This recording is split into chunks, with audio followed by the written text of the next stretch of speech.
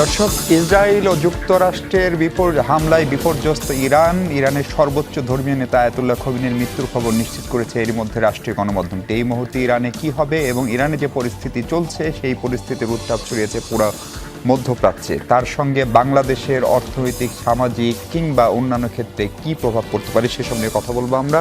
আপনাকে আমন্ত্রণ 24 ঘন্টায়। প্রেজেন্টেড বাকির শামসেন, সঙ্গে আছেন মাহফুজ মিশা, আমার সঙ্গে স্টুডিওতে আছেন সাবেক রাষ্ট্রদূত মাহফুজুর রহমান, অ্যাম্বাসেডর মাহফুজ, স্বাগত আপনাকে। আমার সঙ্গে আছেন ব্রিগেডিয়ার জেনারেল অবসরপ্রাপ্ত মোহাম্মদ শামীম কামাল, ভূ রাজনীতি ও নিরাপত্তা বিশ্লেষক এবং চেয়ারম্যান জনতার দল, এবং আছেন সিপিডির অতিরিক্ত গবেষণা পরিচালক ডক্টর তৌফিকুল ইসলাম খান। ডক্টর খান, আপনাকেও স্বাগত। আমি একটু অ্যাম্বাসেডর মাহফুজ আপনাকে দিয়ে আলোচনা শুরু করতে চাই। আমরা এটা বোঝা যাচ্ছিল এর আগের ঘটনা থেকে যে ইরানে আসলে দীর্ঘদিন ধরে একটা রেজিম পরিবর্তনের চেষ্টা চলছিল এবং সেই প্রচেষ্টাটি এবার সফল হয়ে গেল সেটি বলার সুযোগ আছে কিনা, কারণ এরই মধ্যে ইরান একটি অন্তর্বর্তীর মতো একটি সরকার গঠন করেছে প্রেসিডেন্টের নেতৃত্বে, চিফ জাস্টিস সহ 4-5 জনের একটা টিম আছে।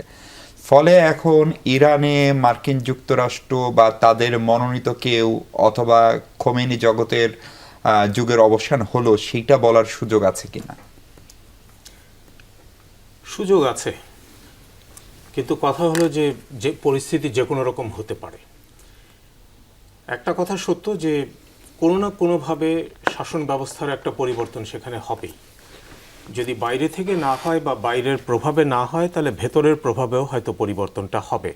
আপনি যেটা ইঙ্গিত করেছেন, এই ধরনের একটা পরিবর্তন হতে পারে যে ওই খোমেনি শাসনামল যেটা, অর্থাৎ ধর্মীয় গুরু যারা ছিলেন তাদের শাসন বা তাদের প্রভাবটা চলে গিয়ে রিপাবলিকের মতো করে প্রেসিডেন্টের নেতৃত্বে সরকার থাকতে পারে এবং চলতে পারে। এটা একটা শাসন ব্যবস্থা হতে পারে। এটা একদম নতুন ধারার সেক্ষেত্রে ইরানে। জি, অবশ্যই নতুন ধারা, কিন্তু এইটা সবচাইতে ভালো আপোষ হতে পারে। অর্থাৎ বাইরের প্রভাব সেখানে হয়তো অনেকখানি কম হবে। আর যদি তা না হয়, তাহলে তো বিরোধী কারা আছে তাদেরকে আমাদেরকে খুঁজে বের করতে হবে। ইরানের যে অবস্থা, মানে সমাজ এবং রাষ্ট্রের যে অবস্থা তাতে, এবং রাজনীতির যে অবস্থা তাতে, যদি তাদের সামরিক বাহিনী বা ওই রিভলিউশনারি গার্ড তার মধ্যে যদি কোনো রকম চির না ধরে, অথবা শীর্ষ নেতৃত্বের মধ্যে যদি কোনো রকম পরিবর্তন না হয়, তাহলে ইরানের রেজিম চেঞ্জ খুবই ডিফিকাল্ট। কেননা এখানে বিরোধী দল যারা আছে খুবই ক্ষুদ্র ক্ষুদ্র, এবং ঠিক দল হিসেবে না, হয়তো কোনো না কোনো অঞ্চলে হয়তো কিছুটা প্রভাব তাদের রয়ে গেছে এরকম, এবং বিরোধীরা মোটেই ঐক্যবদ্ধ না। যদিও এখন যেহেতু পরিবর্তনের একটা আবহাওয়া চলে এসছে, এই হাওয়ার কারণে হয়তো বা তারা হয়তো দ্রুত ঐক্যবদ্ধ হওয়ার চেষ্টা করবে, এবং সাময়িকভাবে যদি রাষ্ট্রপতি নিয়ন্ত্রিত একটা শাসিত সরকার ব্যবস্থা হয়ও, দেখা যাবে যে বিরোধীরা তখন সুযোগ পাবে এবং সুযোগ পেয়ে তারা হয়তো সংগঠিত হওয়ার চেষ্টা করবে। এর বাইরে যেটা অনেক সময় শোনা যায় যে আগের মতো আবার সেই রাজতন্ত্র ফিরে আসবে কি আসবে না, সেটা যদি করার চেষ্টা করে, আমার মনে হয় সেটা বুমেরাং হবে। জি জি, আমি একটু জেনারেল শামীম আপনার কাছে যে প্রশ্নটা বুঝতে চাই সেইটা হচ্ছে যে এই ধরেন সবশেষ জুন-জুলাইয়ের যে যুদ্ধ, সেটার চেয়ে এই যুদ্ধের প্রকৃতিগতভাবে ফারাকটা কি সেটি একটি বোঝার জায়গা। এবং দ্বিতীয় জায়গা হচ্ছে যে ইরান তো প্রায় বন্ধুশূন্য, বিশেষ করে মধ্যপ্রাচ্যে, এবং বিশেষ করে দুবাই, সৌদি আরব, কুয়েত, এই জায়গাগুলোতেও হামলার যে চেষ্টা, বাহরাইন, সেইটার ফলে ইরান নামক রাষ্ট্রটির যে চরিত্র এবং তার যে সাম্রাজ্যবাদ বিরোধী একটা মিডল ইস্টে একমাত্র শক্তি ছিল, সেই শক্তিটিকে আসলে নিশ্চিহ্ন হয়ে যাওয়ার আশঙ্কা করছেন কিনা? জি, আপনাকে ধন্যবাদ জমাত টেলিভিশন এবং আজকের সহবিজ্ঞ আলোচক। আমরা যদি 4000 বছরের ইতিহাস দেখি, তাহলে ইরানে কেউ কখনো টিকতে পারেনি। সম্ভবত খ্রিস্টপূর্ব 323 খ্রিস্টাব্দে আলেকজান্ডার প্রথম সেখানে এক্সপিডিশন করেছিলেন এবং তার মৃত্যুর কিছুদিনের পরে ফিরে যেতে হয়েছে। দ্বিতীয়বার যারা এক্সপিরিয়েন্স করেছিল সেখানে, সেটা মঙ্গলস, সেখানে চেঙ্গিস খান আসছিল, অনেক লোককে হত্যা করেছিল, তারপরে টিকতে পারেনি। এবং সর্বশেষ যারা করেছে অটোমান তুর্করা, রাইট? সো ইরানের যে ভূ রাজনৈতিক অবস্থান, এটা ইরানে একটা রুটি আছে, নানে বারবারি নাম, এটা ঠিক পিজার মতো। তো ইরানের ভূ প্রকৃতি হচ্ছে এক্স্যাক্টলি সেরকম, চারদিকে কিন্তু মাউন্টেন, আপনি দেখেন জাগ্রোজ এবং এলব্রুজ দিয়ে পুরা ইরান হচ্ছে প্রটেক্টেড, ন্যাচারালি প্রটেক্টেড। হ্যাঁ, এরপর হচ্ছে দুইটা ডেজার্ট যে আছে কবির অ্যান্ড লুত, এটা কিন্তু 1500 কিলোমিটার্স লম্বা। সুতরাং 50% অফ মানে total landscape of Iran Naturally desert protected. And mountainous, right? সুতরাং আমরা মিলিটারি পয়েন্ট অফ ভিউ থেকে কখনোই দখল বলবো না যতক্ষণ পর্যন্ত সেখানে ইনফ্যান্ট্রি বুট না যাবে। পদাতিক বাহিনী যতক্ষণ পর্যন্ত সেখানে না পৌঁছাবে ততক্ষণ পর্যন্ত এটাকে দখল বলা যাবে না। মানে ড্রোন মেরে তো আর দখল করা যাবে না। ড্রোন করেন, বিটু ইউজ করেন, আর হোয়াট এভার ইউ ইউজ, পর মুহূর্তে কিন্তু এটা আর আপনার দখলে থাকছে না। সুতরাং এটাকে কোনোভাবে বলা যাবে না। এটা কিন্তু ইউনাইটেড স্টেটস খুব ভালো করে জানে। এবং আমি মনে করি যে রেজিম পরিবর্তনে আপনি জানেন ডোনাল্ড ট্রাম্প যে পলিসিটা অ্যাডপ্ট করেছে এটাকে তো ম্যাডম্যান পলিসি বলা হয়। এটা রিচার্ড নিক্সনের একটা থিওরি যে যখন কোনো ফরেন পলিসির ক্ষেত্রে কোনো দেশের ব্যাপারে যদি খুব এক্সট্রিম পর্যায়ে ভলাটাইল এবং চূড়ান্ত অবস্থায় যাওয়ার যদি অবস্থা থাকে তাহলে সেটাকে ম্যাডম্যান পলিসি বলা হয়। এটা কিন্তু আপনার এই পলিসি অ্যাডপ্ট করে নিক্সন কিন্তু ভিয়েতনাম ওয়ারে ইউএসএ হেরে গিয়ে তার পরাজয় হচ্ছে। ম্যাডম্যান পলিসি সাজেস্ট করে পতন। মানে আমরা ডোনাল্ড ট্রাম্পের যে এখন সিদ্ধান্ত, এখন এই যুদ্ধটা কী ছিল, এটা কি ওয়ার অফ নেসেসিটি আর ওয়ার অফ চয়েস? আমরা এখন স্পষ্ট দেখতে পাচ্ছি এটা ওয়ার অফ চয়েস। এই যুদ্ধে সবচেয়ে বেশি লাভবান কে হলো? সবচেয়ে বেশি লাভবান হলো ইসরায়েল, বেঞ্জামিন নেতানিয়াহু। সে চাচ্ছিল দীর্ঘদিন ধরে, বেঞ্জামিন নেতানিয়াহু চাচ্ছিল যে ইসরায়েলকে, মধ্যপ্রাচ্যকে ইসরায়েলের মতো করে সাজানোর জন্য, এবং 2 যুগ ধরে চেষ্টা করেছে যে কোনোভাবে হোক না কেন আমেরিকাকে এই যুদ্ধে সম্পৃক্ত করা। সেটা এখন ডোনাল্ড ট্রাম্প দেখেন আপনার প্রথম যে কথাটা এই স্ট্রাইক শুরু করার সাথে সাথে যে কথাটা বলেছে, এলিমিনেট মানে হচ্ছে উচ্ছেদ করা। এর 3-4 ঘন্টা পরে তার স্টেটমেন্ট, ওই যে বললাম যে পাগলা রাজার কিছু তো বিশেষত্ব থাকেই, সে বললো যে না, এটা হলো অ্যানিহিলেশন। এটা প্রত্যেকটা কিন্তু মিলিটারি টার্ম। অ্যানিহিলেশন হচ্ছে গিয়ে ধুকে ধুকে ধ্বংস করা বা ধুকে ধুকে তাকে পরাজিত করা। এক্স্যাক্টলি সেটা দেখেছে। এখন রেজিম চেঞ্জ কি করতে পেরেছে? পারবে না। কারণ ইরানের যে সেই মানে খোমেনির যে প্রতিষ্ঠিত যে ব্যবস্থা, এইটা এত সুদৃঢ়, এত গভীরে প্রথিত যে এটা শিকড়কে টাচ করতে পারবে না ইউএসএ কেন, পৃথিবীর কোনো ব্যবস্থাই পারবে না। এখন দেখুন সর্বশেষ মানে ডোনাল্ড ট্রাম্প ঘোষণা করলো 5টা পয়েন্ট বললো কেন সে যুদ্ধটা করতে যাচ্ছে। 1 নম্বর বলছে যে ইরান ভবিষ্যতে কোনো দিনে যেন ইউরেনিয়াম এতটা সংগ্রহ করতে না পারে যে তারা যেন নিউক্লিয়ার ওয়েপন তৈরি করা যায়। দেখুন ইরাকে কি হচ্ছে, ইরাকে সাদ্দাম হোসেনের বিরুদ্ধে যে অভিযোগগুলো করেছে যে তার কাছে এরকম মারণাস্ত্র আছে, মাস ডিস্ট্রাকশন ওয়েপন আছে, আমি ওই জায়গাটা ছিলাম, লাকিলি কয়েকটা স্কারের জায়গা ছাড়া কিছু না, পরে কিন্তু কিছুই পাওয়া যায়নি। এর উপরে বেস করে ইউএসএ 2টা যুদ্ধ করলো, 1999 এবং 2003-এ। তো যাই হোক না কেন, সেটা একটা মানে ফলস একটা বিষয় ছিল, এটা ক্লিয়ার হয়ে গেল। একইভাবে ইরানের কাছে পারমাণবিক অস্ত্র তৈরি করার সক্ষমতা, এটা তো হচ্ছে না। আপনি দেখুন যদি কারো পারমাণবিক সক্ষমতা থাকে তাহলে সে প্রথম যেটা করে এক্সপ্লোশন করবে। নর্থ কোরিয়া কি করছে? কিছুদিন পর পর একটা করে বার্স্ট করছে এবং প্রমাণ করে দিচ্ছে যে আমার নিউক্লিয়ার ওয়েপন আছে। ইরান বা ইসরায়েলে যে কথাটা বলা হচ্ছে তারা কিন্তু কোনোদিন প্রমাণ করতে পারেনি। সুতরাং কোনো পক্ষই পারেনি। যে 5টা পয়েন্ট কথা বলেছে তার মধ্যে একটা, যেমন নিউক্লিয়ার ওয়েপন যেন তৈরি করতে না পারে, তার নেভিকে ধ্বংস করতে চেয়েছে। সবচেয়ে ইম্পর্টেন্ট যেটা, যেন মধ্যপ্রাচ্যে যে প্রক্সি ওয়ার মানে সহযোগিতা করে ইরান, এইটা যেন না করে। এবং লাস্ট পয়েন্টটা যেটা ছিল সেটা হচ্ছে খুবই ইন্টারেস্টিং, এবং এইটাই হচ্ছে ইউএস ইন্টারেস্টের সবচেয়ে বড় কারণ, এমনভাবে ইরানকে শিক্ষা দেওয়া যেন পৃথিবীর কোনো শক্তি আর মাথা তুলে দাঁড়াতে না পারে। ওইদিকে ভেনেজুয়েলা থেকে নিকোলাস মাদুরোকে তুলে নিয়ে আসছে। এখন ইরানের প্রতি ইন্টারেস্টটা কি? ইরান কিন্তু পৃথিবীর ন্যাচারাল গ্যাসের 2 নম্বর এবং ক্রুড অয়েলের 3 নম্বর, এবং ইরানের সবচেয়ে বড় হাতিয়ার যেটা, সেটা হচ্ছে কিন্তু হরমুজ প্রণালী। এখানে মাত্র 36 কিলোমিটার, এবং এই যে এই পুরো জায়গাটাতে এখানে সবচেয়ে বেশি এফেক্টেড হতে কিছু চায়না, বাংলাদেশ সহ পৃথিবীর প্রত্যেকটা দেশ। এবং এটা এমন একটা ভয়াবহ যুদ্ধ হবে যদি 15 দিনের পরে এই যুদ্ধ এক্সটেন্ড করে, পুরো বিশ্ব অর্থনৈতিক ব্যবস্থা ভেঙে পড়বে। আমি এটা নিশ্চিত। আমরা প্রভাব নিয়ে আলাদাভাবে কথা বলবো। ডক্টর খান, আপনি নিশ্চয়ই শুনছিলেন এই যুদ্ধের তো আসলে অনেকগুলো ইম্প্যাক্ট থাকে। এই যুদ্ধের নিশ্চয়ই একটা অর্থনৈতিক গুরুত্বের কথাও, যেটা জেনারেল সাহেব খানিকটা ইঙ্গিত দিলেন। একদিকে হরমুজ প্রণালী, আর একদিকে তার রিজার্ভ ন্যাচারাল রিসোর্সের, ফলে সেইটা একটা শুধু সামরিক যুদ্ধ থেকে কৌশলগত বা অর্থনৈতিক যুদ্ধের দিকে যাওয়ার আশঙ্কা কতখানি? না, যেটা মানে আমি দ্বিমত করার কোনো কারণ নাই যে আসলে এই যুদ্ধটাকে যদি আপনি একভাবে দেখেন তাহলে এটা সেই অর্থে কিন্তু অর্থনৈতিকভাবে যুক্ত রয়েছে। ভূ শব্দটা আমরা ব্যবহার করি, আবার ভূ অর্থনৈতিক এখন ব্যবহার করি আমরা, জিও ইকোনমিক্স আছে।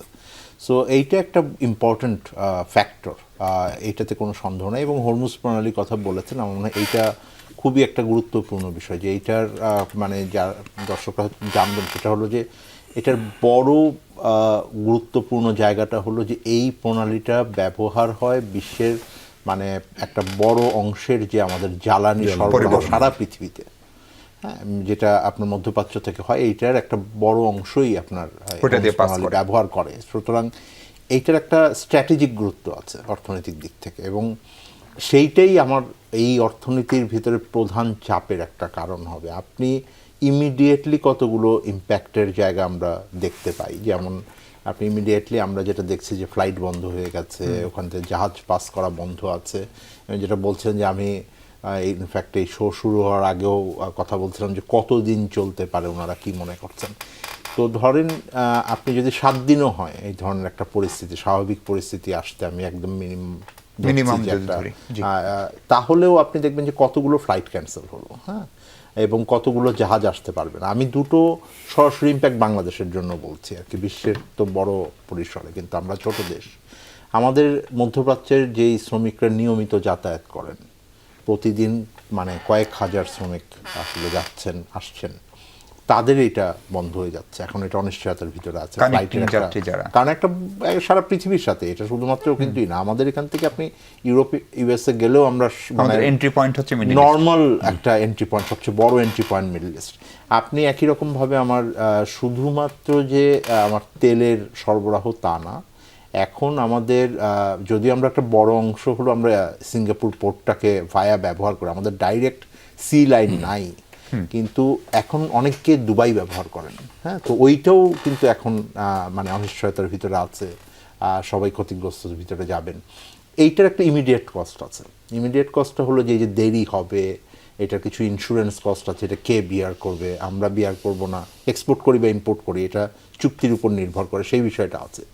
দ্বিতীয় একটা আছে হলো যে আপনার সাপ্লাই চেইন, আমার যে সাপ্লাই চেইনের ব্যাহত আছে, এবং তার মধ্যে আমার শুধু সবচেয়ে গুরুত্বপূর্ণ হলো আমি তো জ্বালানির জন্য একেবারে মানে এখন একটা খুব বড়ভাবেই তো বিদেশে উপরে আসছে, এবং পুরাটাই আমার এই মিডল ইস্টের থেকেই আসে বলা যায়, গ্রসলি বলছি, বা টুকটাক বাইরে থেকে আসে।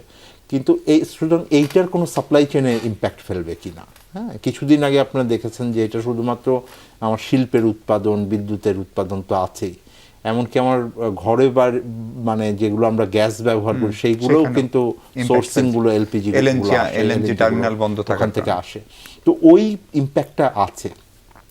সেকেন্ড একটা আছে যেটা মিডিয়াম টার্ম, ওটা দেখতে হবে যে কতদিন চলে এবং এটার কি ইম্প্যাক্ট হয়, এটাকে কিভাবে মার্কেট দেখে, সেটা হলো জ্বালানি তেলের দাম। হ্যাঁ, আমি দেখলাম যে গত একদিনেই আপনার এটা গ্লোবাল শেয়ার বাজার 3-4% বেড়ে গেছে। এটা এখন অনেক দিন কিন্তু আমাদের $70 নিচে ছিল, 68, এটা 60 থেকে 70 এর ভিতরে থাকে। এটা মোটামুটি আমরা এখন চিন্তা করি যে 70 ইজ দ্য মানে থ্রেশহোল্ড, যেটা মেনটেন করার চেষ্টা করে ওপেক, কারণ ওপেক ওই অনুযায়ী তাদের সাপ্লাই বাড়াতে কমাতে চায়। এটা $70 ক্রস করেছে। তো সেই দিক থেকে আমাদের উৎপাদন খরচ কেমন হবে, ধরেন আমি যদি একটা সিমুলেশন করি, আমরা প্রায় $6 বিলিয়ন মতন তেল, জ্বালানি, গ্যাস আমদানি করি, যদি 10%ও দাম বাড়ে বা 12% দাম বাড়ে, এটা কিন্তু আপনার প্রায় $600-700 মিলিয়ন কথা আমরা বলছি। এই টাকাটা কোথা থেকে আসবে? এইটা আমার ব্যালেন্স অফ পেমেন্টেও, আমরা ব্যালেন্স অফ পেমেন্ট ট্রাবলে আছে। আমি এখন অর্থনৈতিক দেশের ভিতরে জানি যে মাত্র কিছুটা আমরা স্বস্তি পেয়েছি, সেইটারও একটা হুমকি থাকবে, এইটার একটা আবার ভর্তুকির চাপ বাড়বে। সুতরাং ওই জায়গাগুলোর ভিতরে তো আসছে। আর মধ্যমেয়াদের আলোচনা হয়তো আরেকটু পরে আমরা করব, সেটাও যে বৈশ্বিক অর্থনীতির পরিস্থিতি কি থাকবে সেটা। অ্যাম্বাসেডর মাহফুজ, আরেকটা জিনিস একটু বুঝতে চাই, ধরেন আয়াতুল্লাহ খোমেনি তো আসলে প্রায় 3 দশক ধরে এই ফাইটটা করে গেলেন প্রায় একা একা, এবং ইরানের আপনার ডিফেন্স সিস্টেম বলেন, সিকিউরিটি সিস্টেম বলেন, তাদের গোয়েন্দা কার্যক্রম বলেন, সেইটা বিভিন্ন সময়ে প্রমাণিত ছিল। আমরা খবরে যেটা দেখছিলাম যে ওনাকে হত্যা করা হয়েছে তার নিজ কার্যালয়ে এবং উইদিন এ মিনিটস। ফলে এইটা কি কেবলই ইসরায়েল বা মার্কিন যুক্তরাষ্ট্র সহ যে শক্তিটা তাকে হত্যা করতে চেয়েছে তাদের সফলতা, নাকি ইরানের যে ইন্টারনাল সিস্টেম, বিশেষ করে তাদের যে গোয়েন্দা সিস্টেম, তাদেরও খানিকটা ব্যর্থতা হতে পারে? মানে কেউ কি খোমেনির সঙ্গে বেইমানিও করলো কিনা? এটা তো আমরা জানি না। এখন বেইমানি হয়তো করেনি বা করার হয়তো প্রয়োজন নাই, কেননা এখন প্রযুক্তি এত বেশি উন্নত হয়েছে যে এইগুলো ট্র্যাক করা আগের চাইতে অনেক অনেক বেশি সহজ হয়ে গেছে। উনি হয়তো আরও ভালো বলতে পারবেন, কিন্তু আমরা এইটুকু বুঝি যে মার্কিন যুক্তরাষ্ট্র এবং ইসরায়েলের কাছেও যে প্রযুক্তি আছে সেই প্রযুক্তি দিয়ে আমরা যা অনুমানও করতে পারি না সেই ধরনের অ্যাক্সেস তাদের পক্ষে সম্ভব।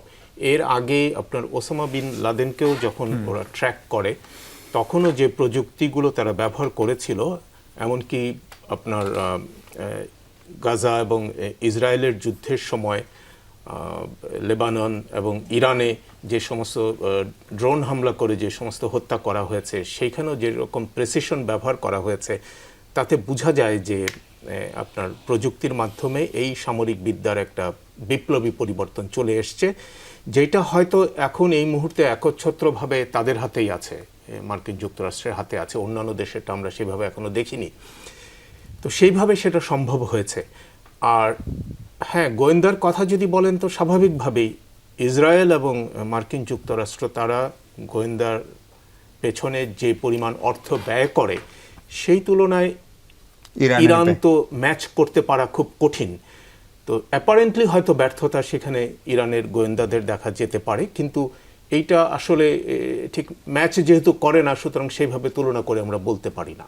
জি জি, জেনারেল শামীম ইকবাল, আমরা মুসলিম বিশ্ব এই শব্দটা খুবই ব্যবহার করি, কিন্তু আমরা যদি দেখি যে ইরান এমন একটা পরিস্থিতিতে পড়ে গেল যে তাকে তার আশপাশের প্রায় সব দেশেই মার্কিন ঘাঁটিতে হামলা করার কথা বলছে, কিন্তু সেই দেশগুলোও তো আক্রান্ত হচ্ছে, ফলে সেটা করতে হলো। ফলে ইরানে একদিকে যেরকম হামলা হয়েছে, খমিনির মতো শীর্ষ নেতা মারা গেছে, সেখানে স্কুলে হামলা চালানো হয়েছে, 56 জন শিক্ষার্থী একটি স্কুলে নিহত হয়েছে বা মৃত্যুবরণ করছে, তার পাশাপাশি দুবাইয়ে যে হামলা বা পার্শ্ববর্তী দেশগুলোতে যে হামলা, সেটা নিয়েও কিন্তু কথা হচ্ছে। ফলে এই কৌশলগত জায়গায় ইরানকে একঘরে করে ফেলার কৌশলটা যুক্তরাষ্ট্রের অনেকখানি সফল হলো কিনা? না, এটা সফলতার আমি কোনো কারণ দেখি না, বিকজ অনেক আগের থেকেই ইরান একঘরে হয়ে আছে। আপনি যেগুলি গালফ কান্ট্রি আছে, যে দেখুন 27টা বেইজ তাদের, ইউএস বেইজ, আপনার সৌদি আরব থেকে শুরু করে কুয়েত, ইরাক, বাহরাইন, কাতার, কোথায় নাই। সুতরাং তারা তো বেস দিয়েছে, সুতরাং অলরেডি তারা ইউএসের আধিপত্যটাকে মেনে নিয়েছে। এবং এমনও অলিখিত কথা আছে যে ওই দেশের, যেমন সৌদি আরবের নিরাপত্তার পুরো দায়িত্ব ইউএসের কাছে, রাইট? এখন কথা হলো যে তেলের খনিগুলো হয়তো তারা অপারেট করে। এখন কথা হচ্ছে যে ওয়াই ইরান কেন? বিকজ ইরান হচ্ছে একমাত্র শক্তি মিডল ইস্টে, শুধু না পুরো ওয়ার্ল্ডে দেখেন, একমাত্র শক্তি যে ইউএসকে চ্যালেঞ্জ করার সামর্থ্য রাখে। এটা তার অস্তিত্বের সাথে একটা বড় ধরনের প্রশ্ন জড়িয়ে আছে। দেখুন এখানে যে প্রক্সি ওয়ারটা হয়, আপনি দেখুন আপনি লেবাননে আপনার হিজবুল্লাহকে ব্যবহার করছে, এটা ইরানের সমর্থিত একটা বিষয়। আপনার যখন ইয়েমেনে হুতিদেরকে ব্যবহার করছে, এটাও ব্যাক করছে ইরান। সিরিয়াতে ইভেন যতদিন বাশার আল আসাদ ছিল, সেটা আলাইদ সম্প্রদায়ের, শিয়াই সম্প্রদায়ের, কিন্তু এটা কিন্তু মাইনরিটি। তারপরে তারা এবং ইরাকে, সো পুরা বেল্টে যারা আপনার এই কাজগুলি করছে, এই প্রক্সি করছে, তার একমাত্র সহযোগিতা, আমি বলবো সহযোগিতা করছে ইরান। এইটাই তো হলো ইউএসের মানে অ্যালার্জির কারণ। সুতরাং প্রথম থেকে আজকে যতগুলি গালফ কান্ট্রি আছে তারা আক্রান্ত হয়েছে, তারা কিন্তু রিটালিয়েট করতে চাচ্ছে না। শুধুমাত্র ইউই একটু করা কথা বলেছে আমরা রিটালিয়েট করবো, বাট আজকে কিন্তু গালফ কান্ট্রি, জিসিসি কান্ট্রিরা বসছে এটা নিয়ে একটু করা যায়। এখন ইরানের তো মানে দেয়ালে পিঠ থেকে গেছে, তার আর কোনো অপশন নাই, কারণ তার যে এয়ার ডিফেন্স সিস্টেম, তার যে এয়ার পাওয়ার, এটা কিন্তু ইউএসের সাথে নো ম্যাচ। তার আছে Su-24 একটা এয়ারক্রাফট আছে, যেটা কোনো জেনারেশন ওয়ারফেয়ার না, মানে এয়ারক্রাফট না। এইটা একটা জিনিস দিয়ে ইরান করবেটা কি? এখন যে এই যে দেখুন আপনার লাস্ট জুনে যেটা আপনার মানে করলো, ইরান যেটা অ্যাটাক করলো, সেখানে 300 বা 400 মিসাইল, ড্রোন বা ইউএভি ব্যবহার করেছে। এটা তো আপোষের মাধ্যমে পার্শ্ববর্তী দেশগুলোকে জানিয়েছে আমার ড্রোন যাবে, মিসাইল যাবে, এবং প্রায় কিন্তু 80%, 90% বা 99% তারা কিন্তু ইন্টারসেপ্ট করতে পেরেছে। বাট এবারকার ঘটনা কিন্তু ডিফারেন্ট। এখন দেখলো যে ইরান দেখছে যে none to back him, nobody is there beside him. সুতরাং তাকে এখন চিন্তা করতে হচ্ছে যে যেখানে যেখানে ইউএস ইন্টারেস্ট আছে সেখানে স্ট্রাইক করা। এটা কিন্তু বলেছে যে মুহূর্তে অপারেশনটা হয়েছে মিডল ইস্টে, যত ইউএস এবং ইসরায়েলি ব্যক্তি, বস্তু, স্থাপনা সব তার লেজিটিমেট টার্গেট, ইনক্লুডিং হরমুজ প্রণালীতে এখন কিন্তু ইউএস বাউন্ড কোনো আপনি শিপ দেখবেন না। প্রত্যেকটা জায়গায় করেছে এবং এই 27টা জায়গায় অ্যাটাক করেছে এবং সবচেয়ে বেশি যেটা অ্যালার্মিং আমার মনে হয় এটা ইউএস চিন্তাও করতে পারে নাই যেটা ফিফথ ফ্লিটকে আক্রমণ করেছে। এটা কিন্তু বাহরাইনে ফিফথ ফ্লিট হচ্ছে ইন্ডিয়ান ওশান থেকে শুরু করে একদম পার্সিয়ান গালফ পর্যন্ত পুরা জায়গাটার নিয়ন্ত্রণ বা কমান্ড, এটা কিন্তু প্রাইড, এই প্রাইডই কিন্তু এবার ইরান আক্রমণ করেছে। দিস ইজ নট এ মানে ভেরি সিম্পল অ্যান ইস্যু, এটা ইউএস এর জন্য বড় একটা প্রেস্টিজ ইস্যু হয়ে দাঁড়িয়েছে। জি জি, হ্যাঁ ডক্টর তৌফিক, আপনি একটু ছোট করে বলবেন কিনা, যুদ্ধের একটা অর্থনীতি আছে এবং এই যুদ্ধের অর্থনীতির সুফল আসলে কে পায়? মানে সাফার কে করে সেটা আমরা বুঝছি, কিন্তু এই যুদ্ধটারও নিশ্চিতভাবে একটা অর্থনীতি দাঁড়াবে এবং এই যুদ্ধটা যে জায়গায় গেছে ফলে সেটা যে জুনের মতো 12 দিন 13 দিনে থেমে যাবে সেটা মানে ভাবাটা আসলে খুবই কঠিন। ফলে এইটার ফলে আসলে প্রফিটটা কে ঘরে তুলছে? নির্ভর করবে, একটা হলো যে এটা কতদিন হবে, যে ওনারা ভালো বলতে পারবেন যে হয়তো আমার থেকেও, কিন্তু আমি মনে করি যে এটাকে দুভাবে দেখা যায়। এই এখন যেই পরিস্থিতিতে যুদ্ধটা আছে, যদি আমি আগের ট্রেন্ডে বলি, অর্থনৈতিক বিশ্লেষকরা এখনও মনে করেন না যে এটা লম্বা সময় এখনই চলবে, তারা হয়তো একটু ওয়েট করবেন যে একটু দেখার জন্য। ইকোনমিক ইন্ডিকেটর গ্লোবালি তারা এখনও ওয়েট অ্যান্ড সিতে আছে, কিছুটা চাঞ্চল্য দেখা গেছে কিন্তু এখনও খুব র্যাপিড রিয়াকশন আসে নাই। কারণ হলো যে এখন পর্যন্ত ডোনাল্ড ট্রাম্পের যতগুলো এই ধরনের কি বলবো এনগেজমেন্ট উনি করেছেন, তা সেটা যে অনেক লম্বা সময় ধরে চলেছে তা না। উনি একটা সময় গিয়ে আবার উনি এটাকে স্টপ করে আবার ব্যাকফুটে না, ওটা একটা পর্যন্ত গিয়ে উনি এটা স্টেপ বাই স্টেপ থাকেন। সো তখন হয়তো হয় না। আর দ্বিতীয় হলো যেটা, সেটা হলো যে এখন পর্যন্ত অয়েল প্রাইসে, এর আগেও যখন ভেনিজুয়েলা বা ইরানের এর আগে ঘটনা বা অন্যান্যগুলো আমি যদি চিন্তা করি, অয়েল প্রাইসটাকে মোটামুটি স্টেবল রেখেছে আর কি। আগে যেরকম এটা খুবই সেন্সিটিভ ছিল একটা এই ধরনের ইনসিডেন্ট, এখন এটা হয় না। এর কারণ হলো যে ওখানে ওপেক দেশের একটা বড় অংশই এটার সাথে আছে, উনি সেটাকে খুব বেশি বাড়ার ব্যাপারে সম্ভবত যুক্তরাষ্ট্র চায় না। সুতরাং ওইটা এখন একটা মোটামুটি স্ট্যাবিলিটির ভিতরে থাকে। $80 ক্রস করে নাই কখনো এই ধরনের সাম্প্রতিক সময়। সো এটার উপর একটা বড় নির্ভর করবে। তো যেটা হবে সেটা হলো যে আপনি যেটা বলছেন যে একটা হলো ডাইরেক্ট বেনিফিশিয়ারি থাকবে যারা অস্ত্র উৎপাদন করেন, এবং যেই দেশগুলো করেন সেই দেশগুলো ডেফিনেটলি এটা তো থাকবে। এবং পেট্রোডলার আমরা যে বলি যে যাদের আছে তারা আরও বেশি ইনভেস্ট করবে এগুলোতে। আপনি দেখেছেন সাম্প্রতিক সময়ে যে ওই দেশগুলো এটা কিনছে। এই ধরনের কেসে যেটা হয় সেটা হলো যে তার থেকে বড় ইম্প্যাক্ট আমি যেটা দেখছি ওভার দ্য মিডিয়াম টার্ম, সেটা হলো যে বিশ্বের আমরা বলি যে মানে ইনস্টিটিউশন, গ্লোবাল ইনস্টিটিউশনাল আর্কিটেকচার, এটা আপনি ট্রেডের জন্য বলেন, জাতিসংঘ বলেন, WTO বলেন, বিশ্বব্যাংক বলেন, এইটার যে পুরনো এক ধরনের সমঝোতা ছিল particularly post second world war, এইটা ভেঙে পড়ছে এবং এইটার রিবিল্ডিং হবে এখন। এইটা তো অবশ্যই একটা বড়, আমি মধ্যমেয়াদী আমি এটার পরিবর্তন দেখি। এবং সেটার ভেতরে আপনার অনেক দেশই আছে যারা হয়তো ইন্ডিপেন্ডেন্টলি এখন আগে যেগুলো ভাবতো না, যে ধরনের স্ট্র্যাটেজিক তাদের ফাইন্যান্স, তাদের ট্রেড ইন্টারেস্ট, যেভাবে তারা নিগোশিয়েট করতে পারতো, এই জায়গা থেকে সরে আসবে কিনা এই আশঙ্কাটা কিন্তু তৈরি হয়েছে যে আগের গ্লোবাল অর্ডারটা চলবে না, এবং সেইটার একটা বড় প্রভাব এখানে আসবে।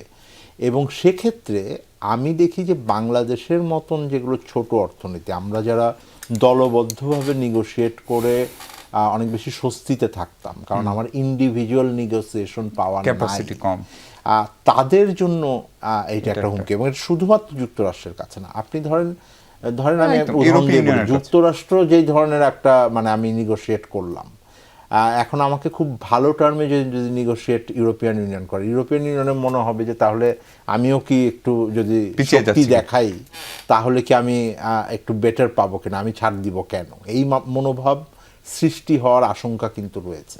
ভালো মানুষই যেটা আমরা বলি সেটা হয়তো থাকবে না, ওইটার একটা বড় ইম্প্যাক্ট হবে যে গ্লোবাল আপনার ইকোনমিক অর্ডারের ভেতরে একটা বড় ধরনের পরিবর্তন আসবে। এবং পোলারাইজেশন যেগুলো আমরা ন্যাচারালি চিন্তা করছিলাম গ্রোথ দিয়ে, টেকনোলজি দিয়ে, শুধু এইটার ভেতরে আটকে থাকবে না, আরও বড় স্ট্র্যাটেজিক কতগুলো পরিবর্তন আমরা হয়তো দেখতে পাবো। দর্শক, ইরান পরিস্থিতি নিয়ে কথা বলছি আমরা 24 ঘন্টা। অ্যাম্বাসেডর মাহফুজ আছেন আমাদের সঙ্গে। অ্যাম্বাসেডর মাহফুজ, মানে ইরান, ইসরায়েল, মার্কিন যুক্তরাষ্ট্র এই যুদ্ধের মানে সরাসরি পার্টি যদি বলি, কিন্তু এই যুদ্ধটা কি পুরো গালফে আসলে আস্তে আস্তে ছড়িয়ে পড়ছে বা পড়তে পারে, এবং মধ্যপ্রাচ্য কি আবার একটা অস্থিরতার শঙ্কা, সেরকম কোনো পূর্বাভাস দেখেন কিনা স্বল্প মেয়াদে হলেও? দেখি, এইটা অনেকটাই নির্ভর করে যারা যুদ্ধ শুরু করেছে, অর্থাৎ আক্রমণ শুরু করেছে, মার্কিন যুক্তরাষ্ট্র এবং ইসরায়েল, তাদের পরিকল্পনা কি। তারা যদি একেবারেই রেজিম চেঞ্জ পর্যন্ত অপেক্ষা করতে চায় বা কনসিস্টেন্টলি এর পেছনে লেগে থাকে, তখন এটা দীর্ঘমেয়াদী হবে। কারণ আপনারা শুনলেন যে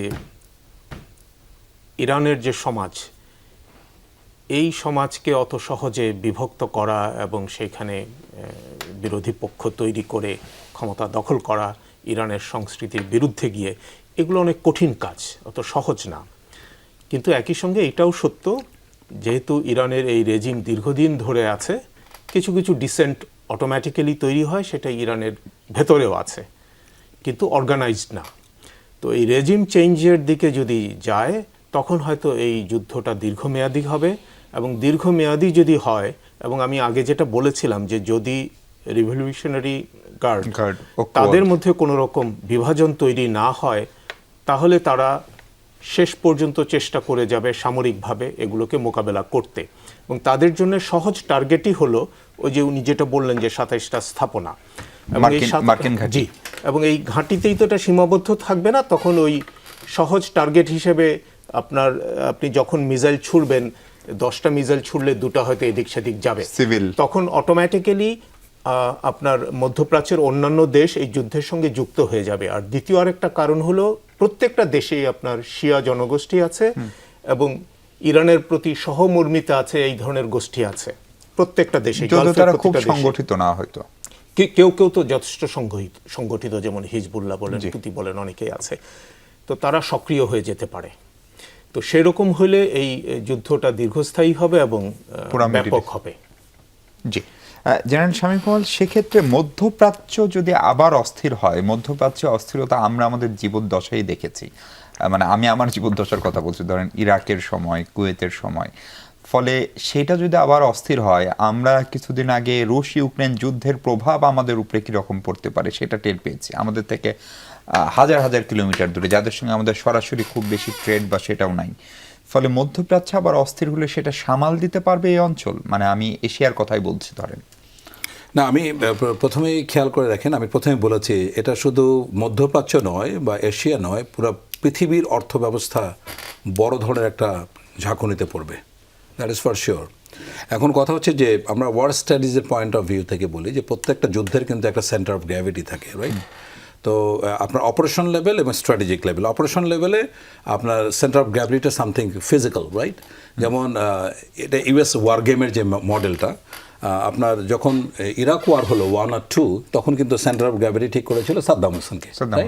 তো সাদ্দাম হোসেনকে খুঁজে পেলে তো সিজি ক্যাপচার করা মানে আপনি পরাজিত হয়ে গেলেন, মানে শত্রু হেরে গেল আপনার কাছে। যে মতে সাদ্দাম হোসেনকে আপনার ধরে ফেললো, মুর্তাদা আল সদর নতুন নেতৃত্ব আসলো। এখন যেটা হয়েছে এখানে, মানে আলী খমেনিকে, আয়াতুল্লাহ খমেনিকে যখন হত্যা করা হয়েছে, পুরা ইরান কিন্তু এখন ইউনাইটেড হয়ে গেছে, একটা বড় সিম্প্যাথি কাজ করবে। আগে যেটা সহজ ছিল, রাস্তায় নেমে আসছে, এবং এটা আপনি নিশ্চিত ধরে রাখেন, মানে অ্যাম্বাসেডর যেটা বলছিলেন যে রিপাবলিকান গার্ড সহ, শুধু আমি আসার আগে স্ক্রল করে দেখছিলাম, নট অনলি রিপাবলিকান গার্ড, ইরানের যত ধরনের সামরিক শক্তি আছে তারা এখন মোর সিনক্রোনাইজ এবং মোর বেশি, মানে মোর মানে দেশাত্মবোধের চেতনা থেকে তারা এগিয়ে আসবে। সুতরাং রেজিম চেঞ্জের ধারণাটা, এইটা যদি এখনও ইউনাইটেড স্টেটস ধরে রাখে, তাহলে মারাত্মক একটা ভুল করবে। এখন দেখুন, আমি মানে ডোনাল্ড ট্রাম্প যতটাই পাগলামি করুক না কেন, পোর্টাস president of the United States, তার কিন্তু ক্ষমতা ইলেকশনের পরে সে একা ছাত্র, তাকে Pentagon, CIA, state department brief করে। আমি একটা জায়গায় নিশ্চিত যে তার একটা বটম লাইন বলে দেয়, mister president, you can't go beyond this. এটা কিন্তু সুস্পষ্ট লিমিটেশন আছে। সুতরাং অলরেডি কিন্তু মার্কিন যুক্তরাষ্ট্রের হাউস অফ রিপ্রেজেন্টেটিভ এবং অনেক কংগ্রেসম্যান এটা কিন্তু বিরোধিতা করছেন, এবং ওয়ার্ল্ড ওয়াইড কিন্তু এটা নিয়ে বড় ধরনের একটা ডিবেট শুরু আছে। এবং এই যে প্রথমে যেটা বললাম যে এই যুদ্ধে সবচেয়ে বেশি ক্ষতিগ্রস্ত হবে চায়না। চায়না কিন্তু কোনোভাবে চাইবে না, বিকজ চায়না হচ্ছে সবচেয়ে বেশি এনার্জি রিসোর্স ইরানের ব্যবহার করে। সুতরাং এখন পৃথিবীর প্রত্যেকটা দেশের কিন্তু এখন স্বার্থের সাথে এটা লাগবে না, কিন্তু যখন সংযুক্ত আরব আমিরাত আক্রান্ত হচ্ছে কিংবা অন্য গালফের অন্য দেশ যেখানে মার্কিন সামরিক ঘাঁটি আছে, সে কি এটা মেনে নিবে? না, সে মেনে নিতে বাধ্য হবে, কারণ তারা যদি কোনো কারণে এটা রিটালিয়েট করতে যায় তাহলে it's going to be very severe war, যেটা কন্ট্রোলের ক্ষমতা কারোই থাকবে না। এবং কষ্ট হলেও, মানে দাঁতে দাঁত চেপে হলেও এই সৌদি আরব, কুয়েত, ইরাক, বাহরাইন তারা মেনে নেবে বলে আমি ধারণা করছি। এইটা হচ্ছে সবচেয়ে সহজতম সলিউশন। এখন আমাকে কোন একটা চ্যানেলে জিজ্ঞাসা করেছিল বাংলাদেশে কি করা উচিত। আসলে গরিবের জন্য কেউ যখন নেয় তখন আল্লাহকে ডাকতে শুরু করে। এর পাশাপাশি যে আমাদের একটা কাজ করতে পারে, আমাদের বাংলাদেশ থেকে ডিপ্লোম্যাটিক্যালি এই মিডল ইস্ট কান্ট্রিগুলোকে আমাদের ইন্টারেস্টটা বুঝাতে হবে, যে দেখো আমাদের এনার্জি রিসোর্স, বাংলাদেশের আমাদের অবস্থা নিয়ে প্রবাসীরা যে আসবে এটা নিয়ে আমাদের পরের অংশে কথা বলবো। ডক্টর তৌফিক, সেক্ষেত্রে ধরেন এই যে পুরা মধ্যপ্রাচ্যে অস্থিরতার যে একটা শঙ্কা করা হচ্ছে, এবং যেটা জেনারেল শামীম কামাল বলছিলেন যে সম্ভবত সৌদি আরব বা তারা রেজিস্ট্রেন করবে না অথবা তারা মেনে নেবে, এইটা কি আসলে স্বপ্রণোদিতভাবে সম্ভব, নাকি এখানে কোনো একটা থার্ড পার্টি ইনভলভমেন্ট, সেটা কোনো আন্তর্জাতিক সংস্থা হতে পারে, জাতিসংঘ হতে পারে, কারো ইনভলভমেন্ট হলে জিনিসটা সহজতর হয়? মানে অটোমেটিক্যালি কি এটা হওয়া সম্ভব আসলে? পরের জিনিসটা এখন খুবই কঠিন। আমি সত্যিকার অর্থে যদি আপনি বলেন, তাহলে আন্তর্জাতিক এই যে সংস্থাগুলোর প্রতি এখন বিশ্বাস, তাদের যেই রিসোর্সেস, তাদের যে ক্রেডিবিলিটি, হ্যাঁ, এইটা অনেকখানি এটা আসলে ক্ষতিগ্রস্ত হয়েছে গত 2-3 বছরে। এটা পার্টিকুলারলি খুবই ভিজিবল।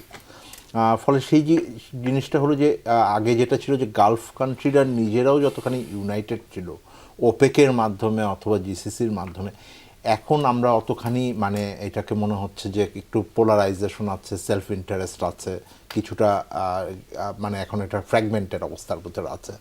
আমাদের জন্য ইম্পর্টেন্ট হলো যে আমরা আসলে এটা যদি প্রলং হয়, আমি এটাকে দুভাবে, মানে আমার অর্থনৈতিক দিক থেকে আমি দুভাবে দেখি। একটা হলো যে ইমিডিয়েটলি একটা সিজফায়ার কোনো এক সময় হবে কিনা, যদি ইমিডিয়েটলি মানে কি 7 দিন 10 দিন, একটা 5 দিন 7 দিনের ভিতরে যদি ইমিডিয়েটলি একটা সিজফায়ার হয়, তাহলে আমরা ইমিডিয়েট একটা বড় ধাক্কা থেকে বের হয়ে গেলাম। কিন্তু যদি এইটা কন্টিনিউ করে ওভার দ্য মিডিয়াম টার্মে, যদি ইমিডিয়েট সিজফায়ারের পরেও আপনি যদি ইন দ্য মিডিয়াম টার্ম এটা যদি কন্টিনিউ করে, আপনার আশঙ্কাটা তো থেকে যাবে। কিছুই যদি না হয় কিন্তু আপনার লজিস্টিক্সের খরচ বেড়ে যাবে, কারণ এটা যখনই আপনি এই ঝুঁকিগুলো বাড়বে তখনই ইন্স্যুরেন্স কস্ট থেকে শুরু করে যেই মার্কআপগুলো ওয়ার্ল্ড ট্রেডে ব্যবহার করা হয় এগুলো বাড়তে থাকবে। আপনি ইরানের স্ট্র্যাটেজিক একটা লোকেশনের গুরুত্ব আছে, তো আপনি যদি এটার একটা অংশ কোনোভাবে আপনি এটাকে ম্যানেজও করেন, আর একটা অংশ থেকে যেটা ওনারা বলছিলেন যে এই সংখ্যাটা থেকে যাবে যে বিদ্রোহী কতগুলো গ্রুপ এটাকে কোনো একভাবে ওই সেন্ট্রালাইজড কমান্ডকেও নাও মানতে পারে, সে হয়তো কন্টিনিউয়াসলি একটা অ্যাটাকের ভিতরে থাকবে, যেটা আমরা ফিলিস্তিন অ্যান্ড ইসরায়েলের ভিতরে আমরা দীর্ঘদিন ধরে দেখেছি। আপনি যদি ফিলিস্তিনের সরকার যদি কিছুটা মানে সিজফায়ারের ভিতরে থাকে, তখন আমরা দেখেছি কোনো না কোনো গ্রুপ হয়তো ওইটার বিদ্রোহটা করতে থাকেন, কারণ তারা কন্টিনিউয়াসলি অপারেশনের ভিতরে থাকেন। সো এইটা কন্টিনিউ, আমার যেটা মনে হয় যে আমরা একটা হলো যে আমি এখনো আশাবাদী হতে চাই যে এটাকে বড় অংশ হবে না, কারণ ইউএসের ভেতরে একটা রেজিস্ট্যান্স আছে, কিন্তু ওভার দ্য মিডিয়াম টার্ম এই অস্থিরতাটা থেকে যেতে পারে এবং আমাদের ফিউচার ইকুয়েশনগুলো আমাদেরকে সেটা মাথায় রেখে। ডক্টর তৌফিক, বাংলাদেশে কি ধরনের প্রভাব পড়তে পারে? আমরা আজকে দেখছি যে প্রধানমন্ত্রী, পররাষ্ট্রমন্ত্রী, জ্বালানি মন্ত্রী তাদের ডেকে নিয়ে বৈঠক করেছেন, পররাষ্ট্র মন্ত্রণালয় গালফের যে অ্যাম্বাসাডার আছে তাদের সঙ্গে বৈঠক করেছেন, ফলে আমরা আমাদের সম্ভাব্য, ডক্টর খান, বাংলাদেশের সরাসরি কি ধরনের প্রভাব পড়বে সেটা একটু বুঝতে চাই, এবং এটা আমরা সমস্যাটা চিহ্নিত করতে পারছি কিনা সরকারি মুভকে, বা আপনি কিভাবে দেখেন? আমি কিছুটা ইতিবাচকভাবে দেখি, এই কারণে যে আমার কাছে মনে হচ্ছে যে সরকার যেভাবে কিছু মিটিং করেছেন বা করেছেন, আমার ধারণা যে কনসার্নটা আছে, এবং যেই ধরনের অ্যাক্টরদের সাথে এটা আলোচনা করবার কথা ইন্টারনালি, সেই আলোচনাটা করেছেন। একটা বড় জায়গা আমি যেটা বলছিলাম যে জ্বালানি বিদ্যুৎ, এটা একটা বড় জায়গা হবে। আমার সেইটার খরচ বাড়া শুধু না, এইটার যে সাপ্লাই চেনটা আছে, আমার যেই রিজার্ভটা থাকে, আমার এটা আসতে পারবে কিনা, কারণ আমি কমপ্লিটলি ডিপেন্ডেন্ট এইটায় মধ্যপ্রাচ্যের উপর, অ্যাবসলিউটলি মধ্যপ্রাচ্য 100% অলমোস্ট। হ্যাঁ, এখন এইটাকে স্ট্র্যাটেজিক্যালি আমার করার কি আছে? আমার করার আছে হলো, একটা হলো যদি আমার ওই গ্যাপটা থাকে, কিছুটা আমি হয়তো ইন্ডিয়া নেপাল থেকে আমি বিদ্যুৎ আমদানি যেটা করছি সেটাকে আমি কিছুটা ব্যবহার করতে পারবো, কারণ আমার জ্বালানি তেলের একটা বড় অংশ খরচ হয় বিদ্যুতের জন্য। আর সেকেন্ড হলো যে আমি কিছুটা হয়তো ভারতের থেকে আমি পাইপলাইনের ডিজেল আনতে পারি। ইন্ডিয়ার সঙ্গে তো সেই সম্পর্কটা আপনাকে রিবিল্ড করতে হবে, আর সেইটা হয়তো মানে এখন আমি হোপফুল থাকতে চাই যে তারা হয়তো এইটাকে স্ট্র্যাটেজিক অপশন হিসেবে ভাবতে পারেন। কিছুটা আমার তো থাকবে হলো যে আমার বড় একটা অংশ আছে শ্রমিকরা যারা ওখানে আছে, তাদের সেফটি অ্যান্ড এর বিষয়টা ইমিডিয়েটলি কনসার্ন আছে। এটা বাংলাদেশ ওভার দ্য ইয়ার্স আমি বলবো ভালো রোল প্লে করেছে, এটা আমাদের কিছুটা বুৎপত্তি আছে যেটা ব্যবহার করা যাবে। কিন্তু বড় বিষয় হলো যে যেই যদি আমার খুব বেশি পলিসি স্পেস নাই, আমার ইকোনমি যেহেতু চাপে আছে, আমরা বৈদেশিক লেনদেনের চাপেও আছি, আমার আর্থিক সক্ষমতা সরকারের খুবই কম, নতুন করে ভর্তুকির সামাল দেওয়া, দ্রব্যমূল্যের দাম বাড়লে সামাল দেওয়া, এইটার পরিস্থিতি খুব বেশি নাই।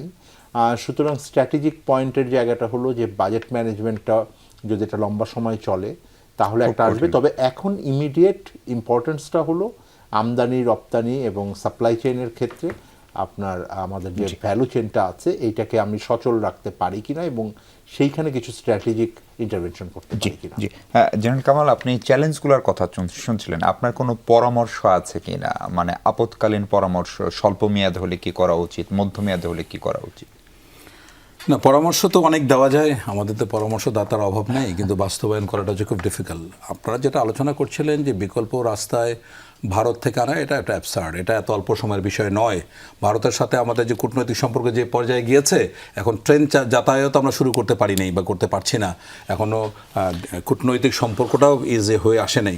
তো এইরকম একটা সময়, এবং এটার সাথে পাইপলাইন রাশিয়া থেকে নিয়ে আসা, এটা মানে ওয়েল না ইম্পসিবল আফেল টাস্ক। এটা নিয়ে আমরা মানে খুব একটা আশাবাদী হওয়ার সম্ভাবনা নাই। যে উনি যেটা মানে এক্স্যাক্টলি আইডেন্টিফাই করেছেন প্রবলেমটা কী হবে। ফার্স্ট প্রবলেম হচ্ছে ক্রুড অয়েলের দাম বেড়ে যাবে নেক্সট উইকে, ভীষণভাবে বেড়ে যাবে। কারণ ওই যে বললাম পরিবহন খরচ, এখন কেউই আপনার হরমুজ প্রণালী দিয়ে কেউ এখন জাহাজ দিতে চাইবে না, 2-3 গুণ বেড়ে যাবে। সো এটা এখন বেড়ে যাওয়ার সাথে সাথে আমাদের কী হবে, আমাদের যে রিজার্ভ আছে, আমাদের যে রিফাইনারির যে ক্যাপাসিটি, এটা ক্রুড অয়েল আপনি বললেন যে ঠিক আছে 13 দিন বা 17 দিন আমি জানি, তো এর সাথে আরও কয়দিন ধরেন 1 মাস, যদি আপনার 1 মাসের মধ্যে যুদ্ধটা থেমে না যায়, স্থমিত না হয়, তাহলে কিন্তু ভয়াবহ একটা দিক যাবে। অনেক কারণ আছে এর মধ্যে, ধরেন রেমিটেন্সের ব্যাপারটা আছে, গত 2 দিনে 54টা ফ্লাইট বাতিল হয়েছে। যতগুলি আপনার রিফাইনারি আছে মিডল ইস্টে, সবগুলো জায়গায় বাংলাদেশে কিন্তু শ্রমিক আছে, এদের নিয়োগ মানে ইটস আ হিউজ ম্যাস একটা আমাদের মানে ক্ষতি, বড় ধরনের ক্ষতি কারণ হবে। সো এই জায়গাটাতে বাংলাদেশের যেটা করা উচিত আমি মনে করি, যেটা বোধহয় অলরেডি উদ্যোগ নেওয়া শুরু করেছে বাংলাদেশের পক্ষ থেকে, গালফ কান্ট্রির যে আপনার অ্যাম্বাসেডার আছে তাদের সাথে কথা বলে বাংলাদেশের কনসার্নটা তাদেরকে জানানোর জন্য যে এই বিষয়ে আপনারা একটু সংযত হন, যাতে আপনাদের সাথে আমরাও এটার উপকার পেতে পারি। এছাড়া আপাতত আমি দেখার মতো কোনো পথ আমি দেখছি না, মানে এটা ভালো সলিউশন দেখছি না। অ্যাম্বাসেডর মাহফুজ, বাংলাদেশ সরকার একটি বিবৃতি দিয়েছে আনুষ্ঠানিকভাবে, এবং গালফ কান্ট্রির অ্যাম্বাসিগুলোকেও নির্দেশনা দেওয়া হয়েছে, হটলাইন চালু করা হয়েছে।